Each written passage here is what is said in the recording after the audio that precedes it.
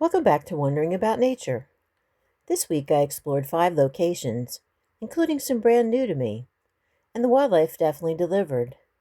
We've got baby birds, a behavior you might recognize from a short video I did a while back, and some season firsts at one of the most beautiful new spots I found yet.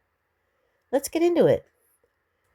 My first stop was Kiwanis Lake in York, Pennsylvania, to see the Heron and Egret rookery, which I covered in depth in last week's Thursday video, so I'll leave that link in the description for you. But there was plenty more happening around the lake. A family of Canada geese had their goslings out for what looked like a foraging lesson, pecking at grass growing right up through the crack in the sidewalk. And a mourning dove was tucked quietly in a nearby tree, and out on the water a group of mallards were busy preening in the sun.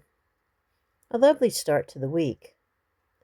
On my way home from York, I made a stop at Samuel S. Lewis State Park, a spot I'd been wanting to visit for a while.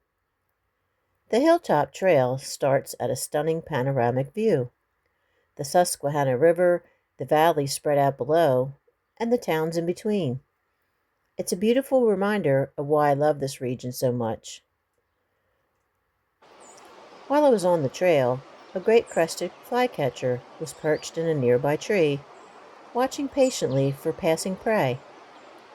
And there were a few butterflies along the way.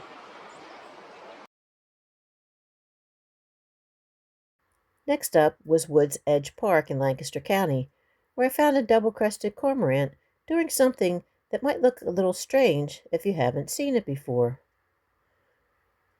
Gular fluttering. That rapid vibration of the skin in the throat is actually a thermoregulation behavior, a way the bird releases heat when it can't sweat.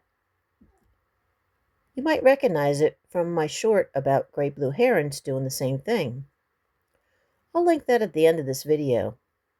It's always fascinating to see this behavior up close in the field. There were also Canada geese with goslings feeding in the grass nearby. Then it was back to Dorwart Park, where I've been keeping an eye on the white-breasted nuthatch nesting cavity. This week the birds were cooperative. I got good footage of both adults entering and exiting the cavity. The nesting season is in full swing. The park was also alive with song. A red-eyed Vireo and a yellow warbler were both calling out.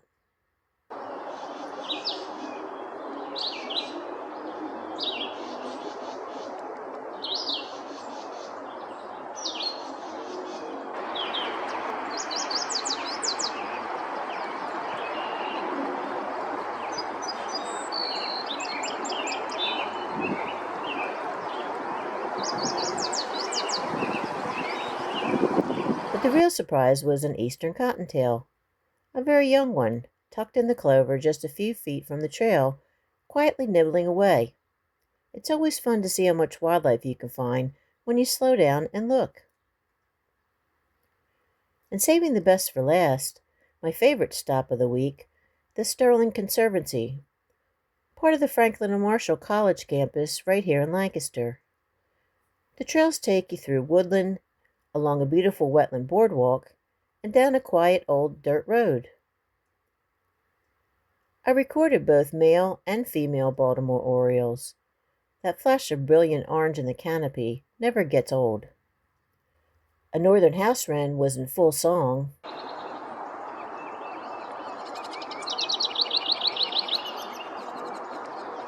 and I have photos of several birds that were first of the season for me.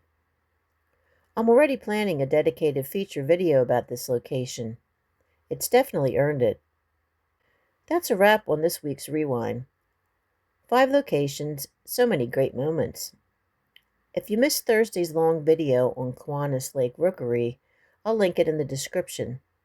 And don't forget to subscribe so you don't miss the Sterling Conservancy feature coming up. I think you're really going to love that one. I'll see you next time on Wondering About Nature. Thanks for watching.